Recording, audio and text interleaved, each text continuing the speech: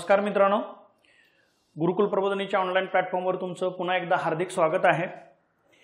आजच्या या व्हिडिओमध्ये आपण अत्यंत महत्त्वपूर्ण असलेली ज्या संकल्पना आहेत, राजकोषीय धोरण आणि चलनविषयक धोरण, ज्याला आपण फिस्कल पॉलिसी आणि मॉनेटरी पॉलिसी म्हणतो, तर या दोन धोरणामध्ये काय फरक आहे, तर याची साधनं, याचे उद्दिष्ट आणि याचे वेगवेगळे इतर जे काही आयाम आहेत, त्या वेगवेगळ्या आयामावर आयोगाने आतापर्यंत प्रचंड प्रमाणात प्रश्न विचारलेले आहेत। आणि हा घटक आपल्याला जसा ऑब्जेक्टिव्ह प्रश्नांसाठी जसा महत्त्वाचा आहे, तसा डिस्क्रिप्टिव्ह प्रश्नांसाठी सुद्धा महत्त्वाचा आहे। या घटकावर आतापर्यंत आयोगाने प्रचंड प्रमाणामध्ये प्रश्न विचारलेले आहेत आणि प्रत्येक वेळेस आयोग ह्या संकल्पनाला समोर ठेवून स्वतःच्या भाषेत नवनवीन प्रश्न तयार आयोगाने केलेले आहेत। त्यामुळे ह्या गोष्टी तुम्ही पाठ करून चालणार नाही। अर्थात इकॉनॉमीमध्ये अशा भरपूर संकल्पना आहेत, त्या तुम्हाला कळल्याशिवाय तुम्हाला आयोगाच्या उत्तरापर्यंत पोहोचताच येणार नाही।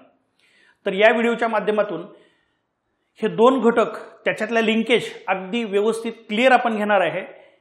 आणि एवढा घटक आपण घेतल्यानंतर एवढ्या छोट्याशा लेक्चरच्या आधारावर आयोगाने विचारलेले, या घटकावर विचारलेले प्रत्येक प्रश्न, अगदी ऑब्जेक्टिव्ह आणि डिस्क्रिप्टिव्ह प्रत्येक प्रश्न तुम्हाला व्यवस्थितपणे सुटेल। तर मग राजकोषीय धोरण आणि चलनविषयक धोरण देशातली ही अत्यंत महत्त्वाची धोरणं आहेत। खरं तर ही दोन धोरणं हातात हात घालून जातात असं म्हटलं जातं, मात्र अर्थव्यवस्थेमध्ये राजकोषीय धोरणाची जी व्याप्ती आहे ती मोठी आहे। आणि मग चलनविषयक धोरणाच्या तुलनेत राजकोषीय धोरण हे व्यापक आहे, अर्थात हे धोरण सरकारचं आहे। आणि मग आपण असं म्हणतो की राजकोषीय धोरण व्यापक आहे। जरी आरबीआयचं चलनविषयक धोरण आणि आरबीआय हे स्वायत्तता जरी असली तरी सुद्धा एक अलिखित संदेश आहे की आरबीआयनं चलनविषयक धोरण राबवताना सरकारच्या धोरणाशी ते मिळतं जुळतं असावं किंवा त्याच्याशी समरूप असावं। आणि मग आपण म्हणतो की राजकोषीय धोरण, इंग्लिशमध्ये याला एकच शब्द आहे, फिस्कल पॉलिसी। मात्र आयोग याला वित्तीय धोरण, सार्वजनिक वित्तीय धोरण किंवा धोरणाला आणखी नीती असा पण शब्द आयोग वापरतोय, राजकोषीय नीती किंवा वित्तीय नीती। तर इंग्लिशमध्ये एकच शब्द आहे फिस्कल पॉलिसी, की जे धोरण कोणाचं आहे, सरकारचं आहे। आणि जे आरबीआयचं धोरण आहे, ज्याला आपण चलनविषयक धोरण म्हणतो, खरं तर जून 2016 पासून चलनविषयक धोरणाची सगळीच जबाबदारी काय आता आरबीआयकडे नाही, तर हे चलनविषयक धोरण ठरवण्याचा अधिकार मौद्रिक धोरण समितीला आहे आणि त्यामध्ये आरबीआय बरोबर सरकारचं पण प्रतिनिधित्व आहे। मात्र चलनविषयक धोरण राबवण्याचं काम पहिल्यासारखं आजही आरबीआयकडेच आहे। त्यामुळे आपण चलनविषयक धोरणाची बाजू कुणाकडे आहे, आरबीआयकडे आहे। तर आरबीआयचं धोरण हे चलनविषयक धोरण आहे, याला इंग्लिशमध्ये एकच शब्द आहे, मॉनेटरी पॉलिसी। मात्र आयोगानं जर समजा याला मराठीत जे काही ट्रान्सलेशन केलेत, प्रत्येक वेळेस वेगळं काहीतरी नाव आहे, बा चलनविषयक आहे तर मग पैशाचे धोरण असं पण आयोग विचारते, किंवा मौद्रिक धोरण आहे आणि मग हे पैशाचं धोरण आहे त्याला द्रव्यविषयक धोरण असे म्हटलं जातं। पण आयोगानं केलेल्या ट्रान्सलेशनमुळे आपला प्रश्न चुकू नये यासाठी माझं प्रत्येक वेळेस सांगणं आहे की तुम्ही त्याचे जे काही इंग्लिश टर्म आहेत त्या लक्षात ठेवा। आपल्याला फक्त इंग्लिश हेडिंग लक्षात ठेवायचं आहे, फिस्कल पॉलिसी, मॉनेटरी पॉलिसी। तर मग या बाबतीत जर विचार करायचा झाला तर दोन धोरणं आहेत। तुम्हाला सांगितलं की सरकारचं धोरण म्हणजे शासनाचं धोरण, राजकोषीय धोरण, आरबीआयचं धोरण हे चलनविषयक धोरण। आणि मग इथं चलनविषयक धोरण आणि इथं आपण म्हणलं की पैशाची तटस्थता। तर खरं तर किंमत स्थिरीकरण दोघांचं पण काम आहे। पुढे आपण दोन्ही धोरणाचे उद्दिष्ट, त्याच्यातले फरक आपण बघणार आहे। पण पैसा तटस्थ ठेवणं म्हणजे पैसा देशांतर्गत तटस्थ ठेवणं आणि पैसा हा देशाबाहेर तटस्थ ठेवणं। ज्यावेळी पैसा हा देशाबाहेर तटस्थ ठेवणं म्हणतो त्यावेळी आपण मग भारतीय रुपया म्हणतो। भारतीय रुपीज, इंडियन रुपीज हे आंतरराष्ट्रीय मार्केटमध्ये स्थिर ठेवण्याचं काम सुद्धा कोणाचं आहे, आरबीआयचं आहे। मग जर देशांतर्गत पैसा स्थिर ठेवला जातोय तर ते धोरण आहे पतचलन नियंत्रणाचं धोरण आहे। मग एका बाजूला मग अंतर्गत जे धोरण आहे तिथं आपण काय म्हणतोय, एका बाजूला रुपीज आहेत आणि दुसऱ्या बाजूला आपल्या देशातल्या वेगवेगळ्या वस्तू किंवा सेवा आहेत। तर देशामध्ये जेवढ्या वस्तू आहेत तर त्या प्रमाणात पैसा मेंटेन राहायला पाहिजे। प्रमाणापेक्षा जास्त पैसा होतोय तेही घातक आहे, म्हणजे ज्याला आपण चलनवाढ म्हणतो, चलनवाढीच्या माध्यमातून महागाई म्हणतो. आणि एका विशिष्ट मर्यादेपेक्षा पैसा कमी होणं ते पण अर्थव्यवस्थेमध्ये मंदी सदृश्य परिस्थिती निर्माण होते. त्यामुळे हा देशामध्ये वस्तू सेवाचं जे उत्पादन आहे तर त्याच्याशी त्याला बॅलन्स करणारा पैसा देशामध्ये मेंटेन ठेवण्याचं काम हे आरबीआयचं आहे. मग पैशाच्या तटस्थतेचं जे काही देशांतर्गतचं धोरण आहे ज्याला आपण म्हणतो पतचलन नियंत्रणाचे धोरण, येते का लक्षात? इथं एका बाजूला पैसा आणि दुसऱ्या बाजूला वस्तू सेवा यांच्यामध्ये बॅलन्स केलं जातं. तर हेच रुपीज देशाबाहेर, म्हणजे एका बाजूला रुपीज आणि दुसऱ्या बाजूला अमेरिकन डॉलर, ऑस्ट्रेलियन डॉलर किंवा चीनचे रेनबिनबी, तर ह्या ज्या काही गोष्टी आहेत तर इतर परकीय चलन आणि भारतीय रुपया याच्यामध्ये बॅलन्स साधण्याचं काम हे सुद्धा कोण करत असते? आरबीआय. मात्र ते बहिर्गत धोरण आहे खरं तर. मग याला आपण स्टरिलायझेशन पॉलिसी म्हणतो किंवा विनिमय स्थिरीकरणाचं धोरण म्हणतो. खरं तर हा जो भाग आहे तर आपल्याला एमपीएससी यूपीएससी मध्ये हा पब्लिक फायनान्स किंवा सार्वजनिक वित्त हा चॅप्टर आहे. आरबीआयचं जे धोरण आहे तर हे बँकिंग किंवा आरबीआय मध्ये आहे आणि बहिर्गत धोरण आहे हे आपल्याकडे परकीय व्यापारामध्ये आहे, परकीय व्यापार. त्यामुळं 3 वेगवेगळ्या चॅप्टरमध्ये ह्या तिन्ही संकल्पना आहेत. तर मग आपल्याला प्रामुख्यानं हे शासनाचं धोरण आणि आरबीआयचं धोरण याच्यातला फरक बघायचा आहे. तर बघा, राजकोषीय धोरण आणि चलनविषयक धोरण नेमका याच्या व्याख्येमध्ये कसा फरक आहे?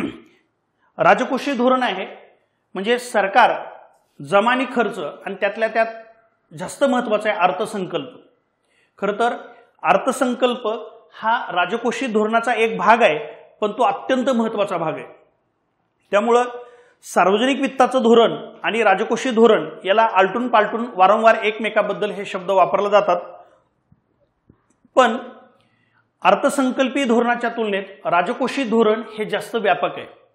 आणि मग जर समजा सरकार जर अर्थसंकल्प मांडतंय म्हणजे एका बाजूला सरकारची जमा आहे आणि दुसऱ्या बाजूला सरकारचा खर्च आहे, तर हे जमा आणि खर्च याच्यामध्ये अशा पद्धतीचं धोरण किंवा पॉलिसी राबवली जाते ज्याच्या माध्यमातून देशामध्ये सकारात्मक बदल घडवून आणले जातात. उदाहरणार्थ देशामध्ये वस्तू सेवाचं उत्पादन कसं वाढेल त्या अनुषंगाने अर्थसंकल्पामध्ये बदल केले जातात. मग जर देशामध्ये वस्तू सेवाचं उत्पादन वाढलं तर त्याच्या माध्यमातून रोजगार निर्मिती वाढेल. मग एका बाजूला वस्तू सेवाचं उत्पादन वाढतंय, लोकांच्या हाताला काम मिळतंय आणि अर्थात त्याच्या माध्यमातून देशाचं राष्ट्रीय उत्पन्न पण वाढतंय. म्हणजे प्रामुख्यानं राष्ट्रीय उत्पन्न वाढणं, रोजगार निर्मिती वाढणं ज्याला आपण पूर्ण रोजगार पातळी गाठणं म्हणतो, आणि वस्तू सेवांचं उत्पादन वाढणं हे सकारात्मक बदल घडवून आणले जातात सरकारमार्फत. कशाच्या माध्यमातून? सार्वजनिक जमा आणि सार्वजनिक खर्चाच्या माध्यमातून, बरोबर. आणि चलनविषयक धोरणाकडे जर आपण म्हणलं तर चलनविषयक धोरण मग आरबीआयचं आहे. तर आरबीआय ह्या चलनविषयक धोरणाच्या माध्यमातून देशामध्ये आर्थिक स्थैर्य, स्टॅबिलिटी, इकॉनॉमिकल स्टॅबिलिटी आणण्याचा प्रयत्न प्रामुख्याने करते आणि त्याच्या माध्यमातून आर्थिक वृद्धी आणि आर्थिक विकास सुद्धा साधण्याचा प्रयत्न केला जातो. मग ह्या दोघांमध्ये नेमका काय फरक आहे हे पुढच्या चार्टमध्ये आपण बघणार आहे. पहिल्यांदा आपण ह्या दोन धोरणांमध्ये समान उद्दिष्ट काय आहेत हे आपण बघू आणि त्यानंतर वेगळे पॉईंट काय आहेत आपण बघू. तर ह्या उद्दिष्टावर, साधनावर आयोगानं n नंबर ऑफ प्रश्न विचारलेले आहेत.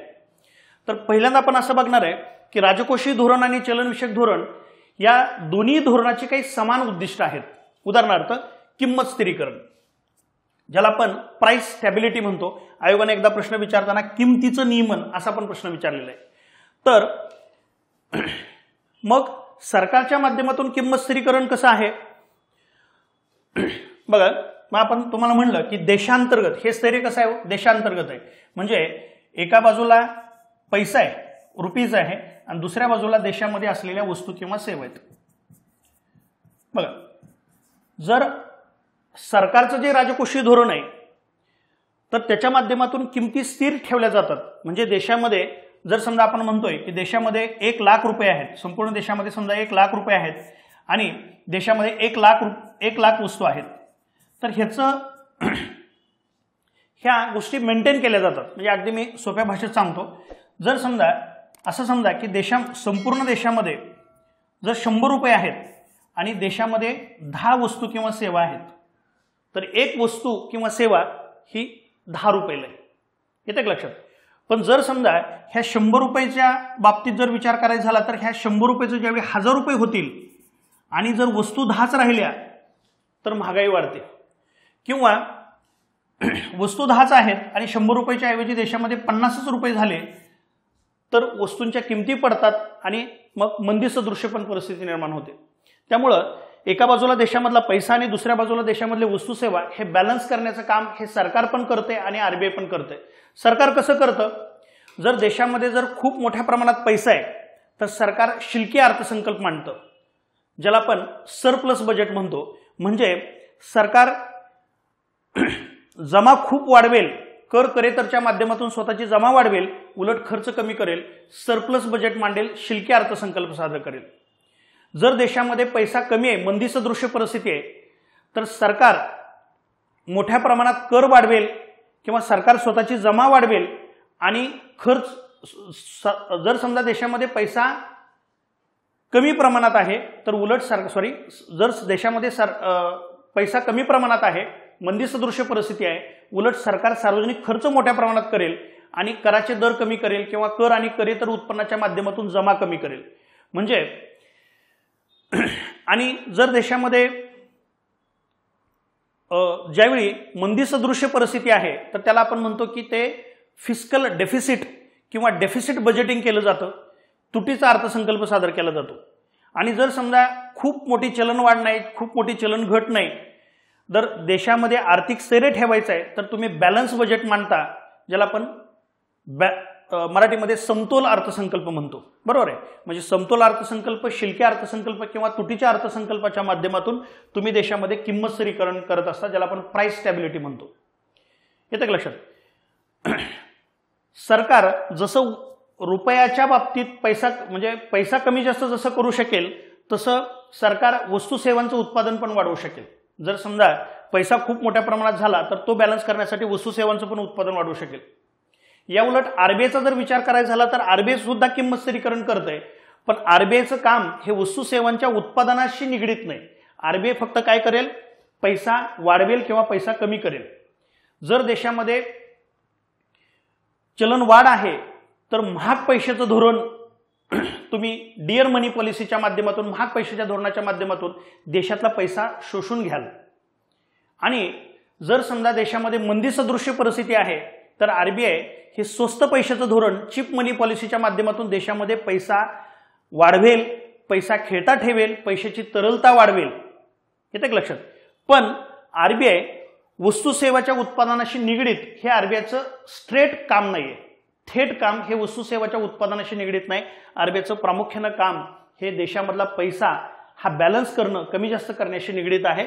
म्हणजे किंमत स्थिरीकरण, किमतीचं नियमन, प्राइस स्टॅबिलिटी हे दोघांचं पण काम आहे. त्यानंतर मग पूर्ण रोजगार पातळी गाठणं. पूर्ण रोजगार पातळी गाठणं म्हणजे काय? बहुतांश लोकांना काम मिळणं. 100% लोकांना तर जगात कुठल्याच देशामध्ये काम नाही, तर बहुतांश लोकांना काम देणं, ज्याला आपण पूर्ण रोजगार पातळी गाठणं म्हणतो किंवा रोजगार निर्मिती म्हणतो. तर हे काम दोन्ही धोरणाचे, सरकारच्या राजकोषीय धोरणाचं पण आहे आणि आरबीआयच्या चलनविषयक धोरणाचं पण काम आहे. तर मग सरकार काय करेल? नियोजनाच्या माध्यमातून, अर्थसंकल्पाच्या माध्यमातून खूप मोठ्या प्रमाणात रोजगार निर्मिती करू शकतं. देशामध्ये सार्वजनिक खर्च करून, वेगवेगळ्या उद्योगांच्या माध्यमातून किंवा अर्थव्यवस्थेला चालना देऊन, वेगवेगळे लोकाभिमुख, लोककल्याणकारी योजना आखून देशामध्ये रोजगार निर्माण केला जाऊ शकतो. मनरेगा सारखे जे काही वेगवेगळी उदाहरणं आहेत. आरबीआय सुद्धा काय करू शकेल? तर बँकांच्या माध्यमातून जी क्षेत्र अनुत्पादक आहेत त्यांना कर्ज कमी द्यायचं आणि जी क्षेत्र उत्पादक आहेत, वस्तू सेवांची निर्मिती करण्याशी निगडीत असलेली क्षेत्र आहेत, ज्याला आपण उत्पादक क्षेत्र म्हणतो, त्या उत्पादक क्षेत्राला तुम्ही जास्तीत जास्त कर्ज द्याल. बरोबर आहे? आरबीआय बँकावर प्रभाव टाकून, वेगवेगळ्या साधनांच्या माध्यमातून बँकावर प्रभाव टाकून उत्पादक क्षेत्राला तुम्ही जास्तीत जास्त कर्ज द्याल आणि अनुत्पादक क्षेत्राला कर्ज कमी द्याल, म्हणजेच पूर्ण रोजगार पातळी. मग उत्पादक क्षेत्राला तुम्ही कर्ज द्याल तर तिथं मनुष्यबळाची गरज आहे आणि त्याच्या माध्यमातून लोकांना काम मिळेल. पुढं आता स्थैर्यासह आर्थिक वृद्धी. आपण बघितलं स्थैर्य दोघांचं पण काम आहे आणि त्याच्या माध्यमातून आर्थिक वृद्धी आहे. पण मग स्थैर्यासह आर्थिक वृद्धी ही सरकारच्या राजकोषीय धोरणाचं पण उद्दिष्ट आहे आणि आरबीआयच्या चलनविषयक धोरणाचं पण उद्दिष्ट आहे. मात्र फेब्रुवारी 2015 मध्ये ह्या दोघांमध्ये सेपरेशन केलं. फेब 2015 मध्ये मग स्थैर्य आणि आर्थिक वृद्धी हे सरकारचं पण काम आहे, सरकारच्या राजकोषीय धोरणाचं पण काम आहे, आरबीआयच्या चलनविषयक धोरणाचं पण काम आहे. पण स्थैर्याची प्राथमिक जबाबदारी ही आरबीआयकडे देण्यात आली 2015 पासून आणि आर्थिक वृद्धीची प्राथमिक जबाबदारी प्रायमरी रिस्पॉन्सिबिलिटी ही शासनाकडे देण्यात आली. म्हणजे आर्थिक वृद्धीची प्रायमरी रिस्पॉन्सिबिलिटी प्राथमिक जबाबदारी शासनाकडे आणि स्थैर्याची प्राथमिक जबाबदारी ही आरबीआयकडे देण्यात आली. तर हा एक पॉईंट परीक्षा दृष्टीने महत्त्वाचा आहे. मग ज्यावेळी आयोग विचारतंय, ज्यावेळी पर्यायामध्ये जे काही वेगवेगळे घटक आहेत तर तुम्हाला हे 3 घटक हे दोन्हीही धोरणाचे आहेत. पण मग 2 धोरणामध्ये वेगवेगळे उद्दिष्ट कुठले आहेत तर इथं आपण अगदी क्लिअर बोलू शकतो. उदाहरणार्थ पहिल्यांदा आपण राजकोषीय धोरण, सरकारचं जे राजकोषीय धोरण आहे त्याची वेगळी उद्दिष्ट आपण बघू की कुणाच्या तुलनेत आरबीआयच्या चलनविषयक धोरणाच्या तुलनेत वेगळी उद्दिष्ट काय आहेत तर पायाभूत सुविधांचा विकास. उदाहरणार्थ रेल्वे आहे, रस्ते आहेत तर त्याला पायाभूत सुविधा या चॅप्टरमध्ये आपण भौतिक पायाभूत सुविधा म्हणतो. शिक्षण, आरोग्य पायाभूत सुविधा या चॅप्टरमध्ये आपण त्याला सामाजिक पायाभूत सुविधा म्हणतो. तर शिक्षण, आरोग्य, रस्ते, रेल्वे ह्या सगळ्या वेगवेगळ्या सामाजिक पायाभूत सुविधा आहेत. आणि म्हणजेच ह्या सार्वजनिक वस्तू सेवांचा पुरवठा आहे. आयोगाने एकदा प्रश्न विचारताना विचारला होता की राजकोषीय धोरणाच्या उद्दिष्टामध्ये काय येईल आणि त्यामध्ये एक पर्याय असा दिला होता खाजगी वस्तूंचा पुरवठा.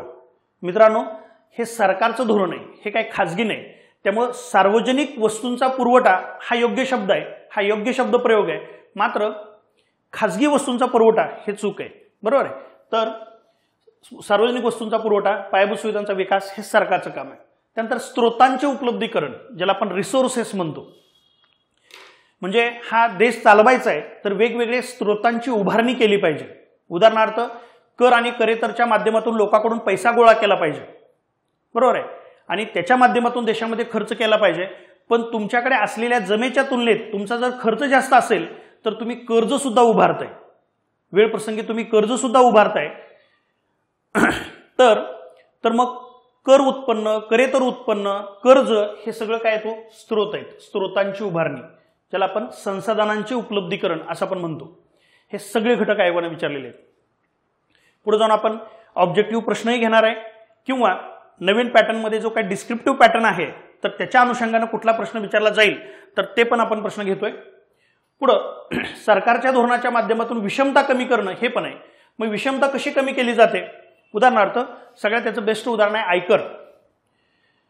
जास्त उत्पन्न असलेल्या लोकांकडून क्षमतेच्या आधारावर, ज्यांची जास्त उत्पन्न कमवण्याची क्षमता आहे तर त्यांच्याकडून तुम्ही कराची आकारणी कराल आणि गरिबावर वेगवेगळ्या लोककल्याणकारी योजनेमध्ये खर्च कराल, गरिबांना सबसिडी द्याल, वेगवेगळ्या पायाभूत सुविधावर खर्च कराल. म्हणजे साधन संपत्ती तुम्ही श्रीमंत लोकांकडून काढून घेताय. सरकार आपल्या राजकोषीय धोरणाच्या माध्यमातून साधन संपत्ती श्रीमंत लोकांकडून काढून घेते आणि गरीब लोकांकडे वितरित करते. म्हणजे श्रीमंत आणि गरीब यांच्यामधली दरी कमी होईल, ज्याला आपण स्त्रोतांची विभागणी असा पण आयोगाने शब्द वापरलाय किंवा उत्पन्न विभाजन असा पण आयोगाने शब्द वापरलाय. तर बरोबर आहे, विषमता कमी करणं, स्त्रोतांची विभागणी किंवा उत्पन्न विभाजन किंवा आणखी पण आयोगाने असा प्रश्न विचारला की उत्पन्नातली तफावत दूर करणं, ते पण बरोबर आहे. आणि मग ह्याच सगळ्या माध्यमातून सरकार काय करते? सामाजिक आणि आर्थिक विकास करते. आयोगाने एकदा शब्द वापरताना सर्वसमावेशक विकास असाही शब्द वापरलाय. सर्वसमावेशक विकास ज्याला आपण इन्क्लुझिव्ह ग्रोथ म्हणतो. म्हणजे तुमचा विकास हा समाजातल्या शेवटच्या घटकापर्यंत पोहोचला पाहिजे. देशामध्ये जे काही वृद्धी होते त्या वृद्धीची फळं समाजाच्या किंवा ह्या विकासाची गंगा देशातल्या शेवटच्या घटकाकडे, टोकातल्या त्या व्यक्तीकडे पोहोचला पाहिजे, ज्याला इन्क्लुझिव्ह ग्रोथ किंवा सर्वसमावेशक विकास म्हणतो. तर हे सुद्धा काम राजकोषीय धोरणाच्या माध्यमातून सरकारचं आहे. आता मग चलनविषयक धोरण आणि राजकोषीय धोरण याच्या बाबतीत कॉमन पॉईंट हे आपण बघितले. किंमत स्थिरीकरण, पूर्ण रोजगार पातळी गाठणं आणि स्थैर्यासह आर्थिक वृद्धी. आता आपण चलनविषयक धोरणाच्या तुलनेत राजकोषीय धोरणाचे उद्दिष्ट काय ते पण वेगळं बघितलं. आता आपण चलनविषयक धोरणाचे उद्दिष्ट पण समान उद्दिष्ट नाहीत. राजकोषीय धोरणाच्या तुलनेत वेगळी उद्दिष्ट आरबीआयच्या माध्यमातून किंवा चलनविषयक धोरणाच्या माध्यमातून काय आहेत? पैशाची तटस्थता. आपण हे बघितलं. पैसा तटस्थ ठेवणं, खरं तर किंमत स्थिरीकरण दोघांचं पण काम आहे, पण देशांतर्गत पैसा तटस्थ ठेवणं आणि देशाबाहेर पैसा तटस्थ ठेवणं हे काम आरबीआयचं आहे. त्याला चलनविषयक व्यवस्थापन असा पण आयोगानं शब्द वापरलाय. चलनविषयक व्यवस्थापन, मॉनिटरी मॅनेजमेंट. त्यानंतर पतचलन नियंत्रण. बँका लोकांच्या ठेवी स्वीकारतात आणि त्याच्या माध्यमातून लोकांना कर्ज देतात आणि म्हणजेच त्याला आपण म्हणतो बँका ह्या कृत्रिम पैशाची निर्मिती करतात. येते का लक्षात? म्हणजे कुणाकडून तरी 10 लाख रुपये डिपॉझिट करून घ्यायचे आणि कुणाला तरी त्यातले 5 लाख रुपये कर्ज द्यायचे. म्हणजे देशामध्ये एका बाजूला 10 लाखाचा व्यवहार आहे आणि दुसऱ्या बाजूला 5 लाखाचा व्यवहार आहे. खरं तर देशामध्ये 10 लाख रुपये आहेत, पण ते एकूण 15 लाख रुपयाचं काम करायला लागले. व्यवहारात 15 लाखाचा व्यवहार व्हायला लागला, म्हणजे वरचे 5 लाख हे कृत्रिमरित्या निर्माण झाले. त्याला आपण पतचलन निर्मिती म्हणतो. तर व्यापारी बँकांचं काम आहे किंवा बँकांचं काम आहे पतचलन निर्मिती, आणि त्या पतचलन निर्मितीवर नियंत्रण ठेवण्याचं आरबीआयचं काम आहे, ज्याला आपण म्हणतो पतचलन नियंत्रण.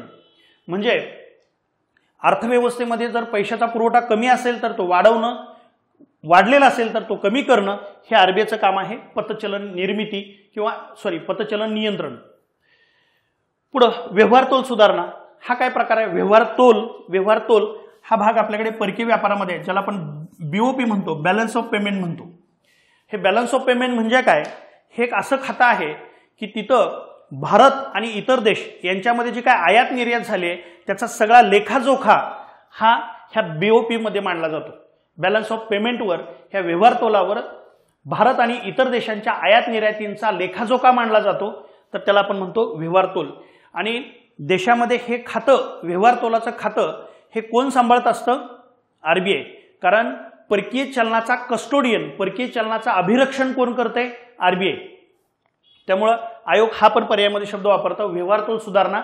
तर व्यवहार तोल सुधारणा किंवा विदेशी गुंतवणूक, फॉरेन इन्व्हेस्टमेंट, तर हा सुद्धा कुणाचं काम आहे किंवा हे वेगळं पण कुणाचं आहे? आरबीआयच्या चलनविषयक धोरणाचं आहे. येते का लक्षात? म्हणजे इथं आपण हे 3 घटक दोघांसाठी सारखे आहेत.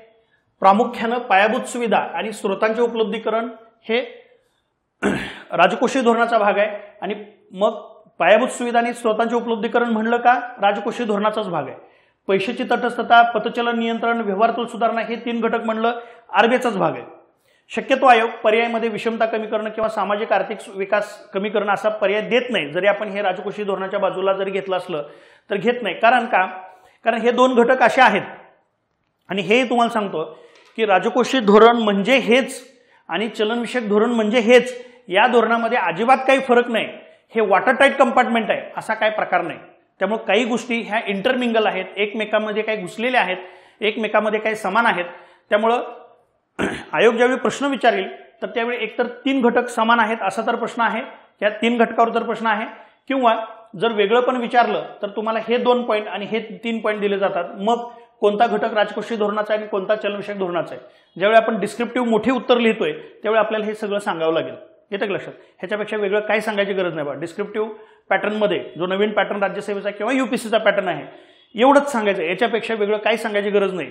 तर याच्यावर आयोगानं 15 मार्काचा प्रश्न विचारलेला होता. 250 शब्दांसाठी 15 मार्काचा प्रश्न विचारलेला होता. तर अर्थात काय, जसं आपल्याला ऑब्जेक्टिव्हला आपण जशी हमी देतो की तुम्हाला एवढं केलं व्यवस्थित तर पैकी मार्क पडतील, तसं आपल्याला सब्जेक्टिव्ह डिस्क्रिप्टिव्ह पॅटर्नमध्ये आपल्याला पैकीच्या पैकी मार्क मिळतील असं नाही, पण इतरांच्या तुलनेत 100% तुम्हाला जास्त मार्क मिळणार हे सगळे पॉईंट कव्हर केल्यानंतर. ओके, कारण ह्याच्यापेक्षा आणखी वेगळं काही नाही, हे सगळ्यात सुंदर आहे. पुढं आता आपण असं म्हणतोय की सरकारचं राजकोषीय धोरण आहे, त्याची उद्दिष्ट आहेत, किंवा आरबीआयचं चलनविषयक धोरण आहे त्याचे उद्दिष्ट आहेत, पण हे कशाच्या माध्यमातून साध्य केलं जातं, त्याची इन्स्ट्रुमेंट काय आहेत, राजकोषीय धोरणाची इन्स्ट्रुमेंट साधनं काय आहेत आणि चलनविषयक धोरणाची इन्स्ट्रुमेंट साधनं काय आहेत, तर ते पण बघणार आहे आपण. फक्त आता वेळेअभावी हे आपल्याला साधनं इन डिटेल बघता येणार नाहीत. आपण जशी उद्दिष्ट इन डिटेल बघितली तर तसं फक्त आपण जेवढं परीक्षा दृष्टीनं गरजेचं आहे तेवढं बरोबर घेऊ. पुन्हा एखाद्या व्हिडिओमध्ये आपण आणखी हे धोरणं पण इन डिटेल घेऊ.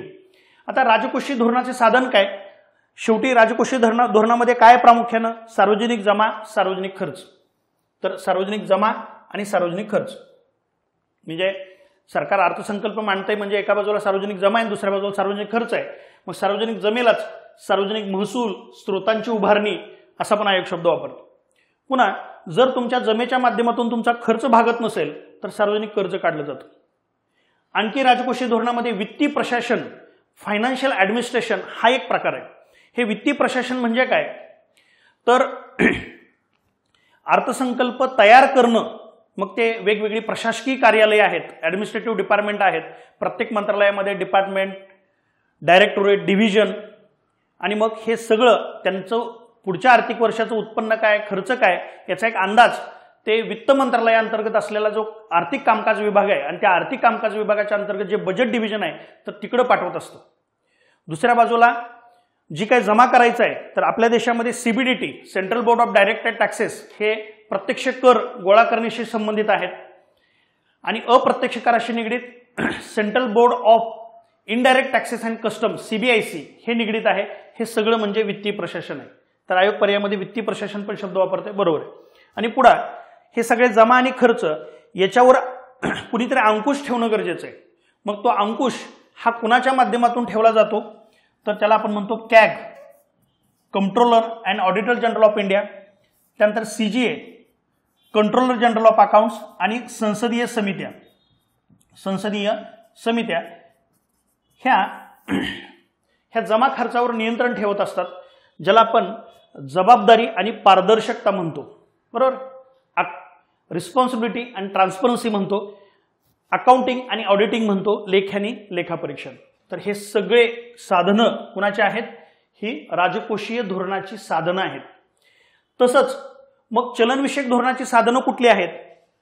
तर RBI कोणत्या साधनांच्या माध्यमातून हे सगळे उद्दिष्ट साध्य करते? तर मग काही साधनं ही संख्यात्मक साधनं आहेत. ही संख्यात्मक साधनं आहेत म्हणजे काय? तर ह्या संख्यात्मक साधनांच्या माध्यमातून अर्थव्यवस्थेत मधला पैसा हा कमी जास्त केला जातो.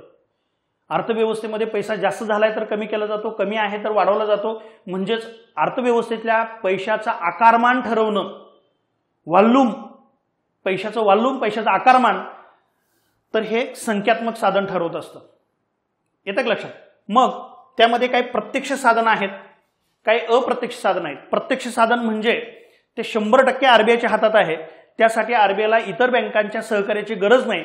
मग प्रत्यक्ष साधनामध्ये CRR आहे, ज्याला आपण कॅश रिझर्व्ह रेशो म्हणतो, SLR आहे, स्टॅट्युटरी लिक्विडिटी रेशो म्हणतो, रिफायनान्स फॅसिलिटीज किंवा पुनर्वित्त पुरवठा आहे. आणि अप्रत्यक्ष साधनामध्ये बँक दर आहे, LF, ज्याला आपण लिक्विडिटी ऍडजस्टमेंट फॅसिलिटी म्हणतो, त्यामध्ये रेपो दर आहे, रिव्हर्स रेपो दर आहे. त्यानंतर MSFR आहे, ज्याला आपण मार्जिनल स्टँडिंग फॅसिलिटी रेट म्हणतो. SDFR आहे, ज्याला आपण स्टँडिंग डिपॉझिट फॅसिलिटी रेट म्हणतो. OMO, ओपन मार्केट ऑपरेशन आहे. त्यानंतर MSS, मार्केट स्टॅबिलायझेशन स्कीम आहे. त्यानंतर बेंचमार्क PLR, ज्याला आपण प्राइम लेंडिंग रेट म्हणतो. बेस रेट आहे. MCLR आहे, ज्याला आपण marginal cost of lending rates म्हणतो. EBLR आहे, ज्याला आपण एक्सटर्नल बेंचमार्क लेंडिंग रेट म्हणतो. तर ह्या वेगवेगळ्या इन्स्ट्रुमेंटच्या माध्यमातून आपण काय करतोय? पैशाचा आकारमान परिस्थितीनुसार वाढवतोय किंवा कमी करतोय. तर ह्या अत्यंत महत्त्वपूर्ण सगळ्या संकल्पना आहेत. याच्यावर सुद्धा खूप मोठ्या आयोगानं प्रश्न ह्याच्या संकल्पनावर आधारित इन डिटेल विचारलेला आहे. इथं फक्त आपल्याला साधनांचं हेडिंग आपण बघतोय आणि त्याच्या आधारावरचे प्रश्न बघतोय. त्यामुळे आता पुन्हा हे इन डिटेल कधीतरी आपण दुसऱ्या युट्यूबच्या लेक्चरमध्ये बघू. मग RBIची काही गुणात्मक साधनं आहेत. ह्या गुणात्मक साधनामध्ये संख्यात्मक साधनाला आपण म्हणतो क्वांटिटेटिव्ह इन्स्ट्रुमेंट आणि गुणात्मक साधनाला आपण म्हणतो क्वालिटेटिव्ह इन्स्ट्रुमेंट. तर ह्या क्वालिटेटिव्ह इन्स्ट्रुमेंटमध्ये, गुणात्मक साधनामध्ये काय, हिथं पैशाचं आकारमान कमी जास्त केलं जात नाही, हिथं पैशाची दिशा वळवली जाते. म्हणजे पैसा हा अयोग्य दिशेकडून योग्य दिशेकडे वळवला जातो, पैसा हा अनुत्पादक क्षेत्राकडून उत्पादक क्षेत्राकडे वळवला जातो आणि त्याच्या अनुषंगानं मग ही वेगवेगळी साधनं आहेत. तर मग सीमांत आवश्यकता, वेचक पतनियंत्रण, मार्गदर्शक सूचना, नैतिक समजावणी, ज्याला आपण मॉरल सोअर्शन म्हणतो, थेट कारवाई किंवा त्याला आपण डायरेक्ट ऍक्शन म्हणतो, याच्या माध्यमातून पैशाची दिशा ही योग्य क्षेत्राकडे वळवली जाते. ओके.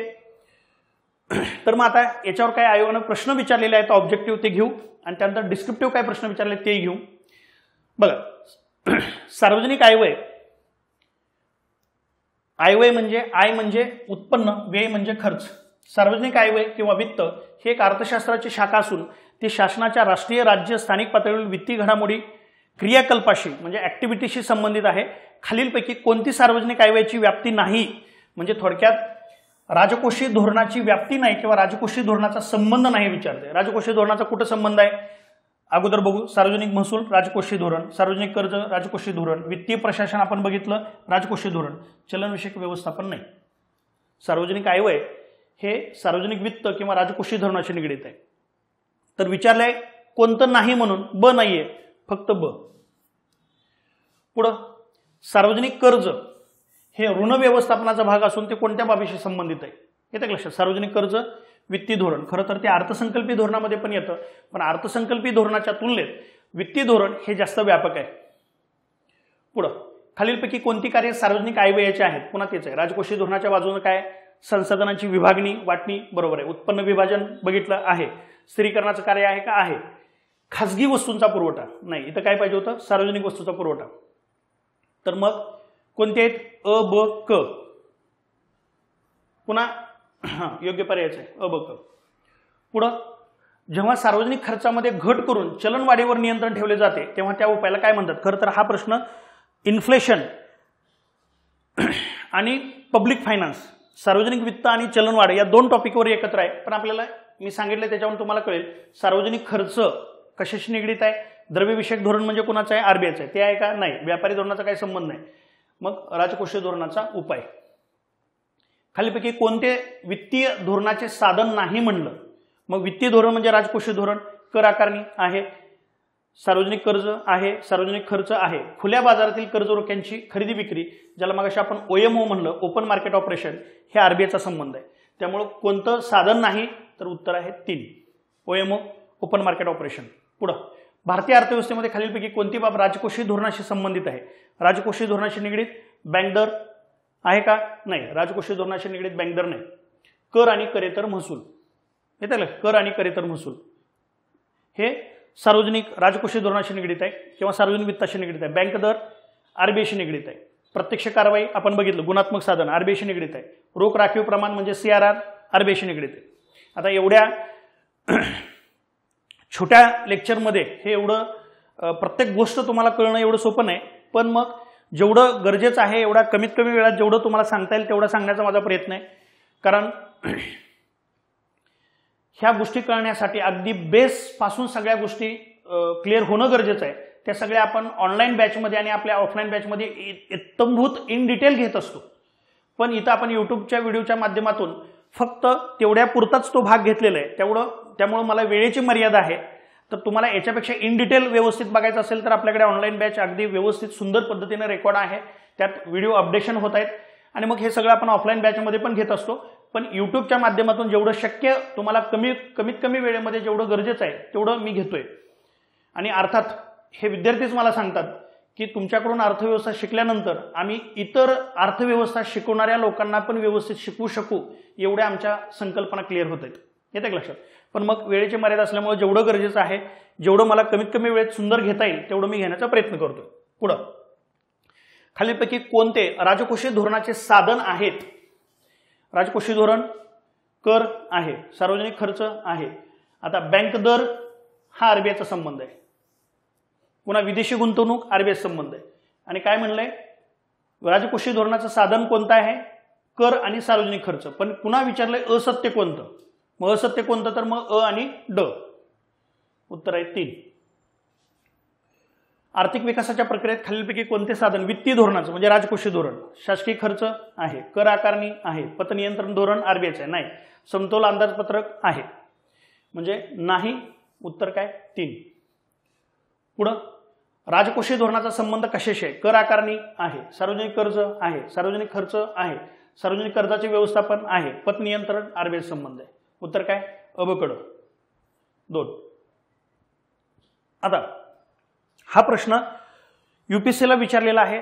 याच आधारावर किंवा याच अँगलनं वेगळ्या स्वरूपात तुम्हाला राज्यसेवा नवीन पॅटर्नला सुद्धा प्रश्न विचारला जाऊ शकतो। हा यूपीएससीला प्रश्न विचारलाय बघा, how do you distinguish between fiscal policy आणि मॉनिटरी पॉलिसी, म्हणजे तुम्ही राजकोषीय धोरण आणि चलनविषयक धोरण यात कसा फरक कराल। आणि हा 15 मार्कासाठी आणि 250 शब्दांसाठी प्रश्न विचारलेला होता। तर हे जे काही पॉईंट मी घेतलेत ह्याच्यापेक्षा एक शब्द वेगळं लिहायची गरज नाही। एवढं जर प्रॉपर व्यवस्थित तुम्ही मांडणी कराल तर इतर कोणत्याही विद्यार्थ्याच्या तुलनेत तुम्हाला जास्त मार्क पडणार आहेत। येते लक्षात, ह्याच्यापेक्षा वेगळं काही लिहायची गरज नाही। तर मग असे जे काही संकल्पना आहेत, राजकोषीय धोरण, चलनविषयक धोरण किंवा अन्य अर्थव्यवस्थेमध्ये इतर काही संकल्पना आहेत ज्या किचकट आहेत, ज्या विद्यार्थ्यांना कळत नाहीत, पण त्याच्यावर आयोग प्रत्येक वर्षी प्रश्न विचारत आहे, खूप मोठ्या संख्येनं प्रश्न विचारत आहे आणि आयोग त्या संकल्पनेला धरून स्वतः प्रत्येक वेळेस वेगळा काहीतरी प्रश्न विचारत आहे। त्यामुळं असे काही व्हिडिओ आहेत की जे अत्यंत महत्त्वाचे आहेत, की जे विद्यार्थ्यांना सहजासहजी कळत नाहीत, तर ती कन्सेप्ट त्याच्यावरचे ऑब्जेक्टिव्ह डिस्क्रिप्टिव्ह प्रश्न घेणं, तर अशाच पद्धतीचे आपण पुढे आणखी वेगवेगळे व्हिडिओ घेणार आहे। तर त्यासाठी आपलं हे चॅनल आहे ते सबस्क्राईब करून ठेवा की जेणेकरून तुम्हाला हे नवनवीन अपडेशन कळतील। तर मग अशाच प्रकारच्या व्हिडिओच्या माध्यमातून आपण पुन्हा भेटू। तोपर्यंत स्वस्थ रहा, मस्त रहा, आनंदी रहा। धन्यवाद।